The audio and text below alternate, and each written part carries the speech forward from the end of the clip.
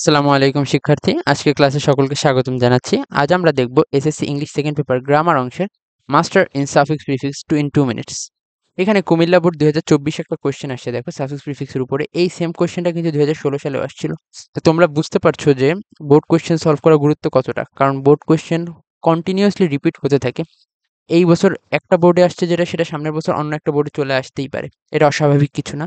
তো আমরা এই কোশ্চেনটা কিভাবে দেখবো ক্লিন ওয়াটার ইজ ড্রিঙ্ক আছে, আমরা ড্রিঙ্কাবল ইউজ করছি। এখানে কেন ড্রিঙ্ক থেকে ড্রিঙ্কাবল করছি, দেখো ড্রিঙ্ক একটা ভার্ব, সাফিক্স এবল যোগ করছি, যার ফলে অ্যাডজেক্টিভ হয়েছে ড্রিঙ্কাবল, যার অর্থ পানযোগ্য।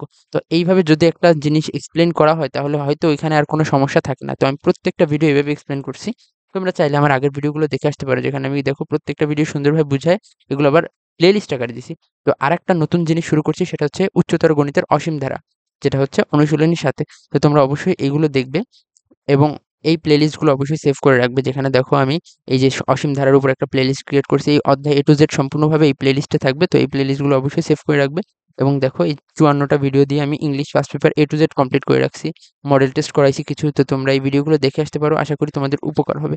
আর যদি একটু হলেও উপকার হয় তাহলে তোমরা তোমাদের মতামত আমাকে কমেন্টের মাধ্যমে জানাবে যে ভাইয়া আপনার এইটা করলে ভালো হয় আরো, বা আমাকে বিভিন্ন সাজেশন দিবা যে এইভাবে পড়ালে ভালো হয়। তো আমি হয়তো নিজেকে সেভাবে আপডেট করতে পারবো। আজকে আর কথা না বাড়িয়ে ক্লাস শুরু করছি। দেখো, the other name of water is life. জীবনের আরেক নাম কি? পানির আরেক নাম জীবন। ক্লিন ওয়াটার ইজ ড্রিঙ্কেবল, কেন আমি আগেই বলেছি। ডার্টি ওয়াটার ইজ সেফ আছে, ডার্টি ওয়াটার মানে ময়লা পানি কি সেফ আমাদের জন্য? না, এটা কিন্তু আনসেফ। তাই আমরা বিপরীতটা করে দিয়েছি ইউএন যোগ করে। তারপরে দেখো, ক্লিন ওয়াটার ইজ আনকন্টামিনেটেড মানে অদূষণীয়। অ্যান্ড সুইট আছে, এখানে আমরা সুইটেবল ইউজ করছি ফর ড্রিঙ্কিং। মানে ক্লিন ওয়াটার মানে পরিষ্কার পানি, তো মানে গ্রহণযোগ্য, তাই না, পানযোগ্য।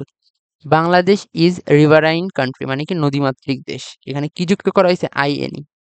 But we get inadequate use water for use, এখানে আইএন যুক্ত করা হয়েছে সামনে।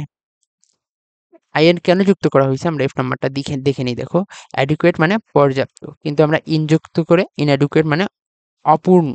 মানে আমাদের কি হচ্ছে, but we get inadequate water for use.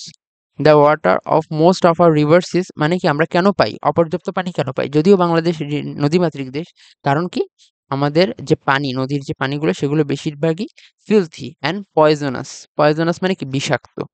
We should keep surface water clean for our health and লংগেটি।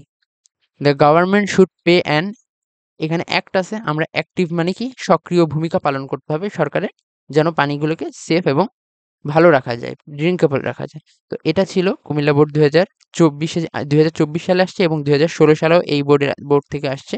Same question repeat করছে কুমিল্লা বোর্ড। তো এরকম প্রত্যেকটা বোর্ডই রিপিট করে থাকে। তো আশা করি তোমরা বোর্ড কোশ্চেনগুলো স্টেপ বাই স্টেপ সমাধান করবে আমার এই প্লেলিস্টগুলোর সাথে। এখানে শুধু আমি সাফিক্স প্রিফিক্স না, তোমরা দেখতে পারো আমি রাইট ফর্ম অফ ভার্বের জন্য শুরু করেছি। তো প্রত্যেকটা জিনিস আমি এভাবে সুন্দরভাবে স্টেপ বাই স্টেপ এক্সপ্লেনেশন সহ বুঝাই দেওয়ার চেষ্টা করব। তো তোমরা সবাই দয়া করে চ্যানেলটা সাবস্ক্রাইব করে রাখবে এবং ভিডিওতে লাইক দিয়ে কমেন্ট করবে এবং আমাকে তোমাদের মতামত জানাবে।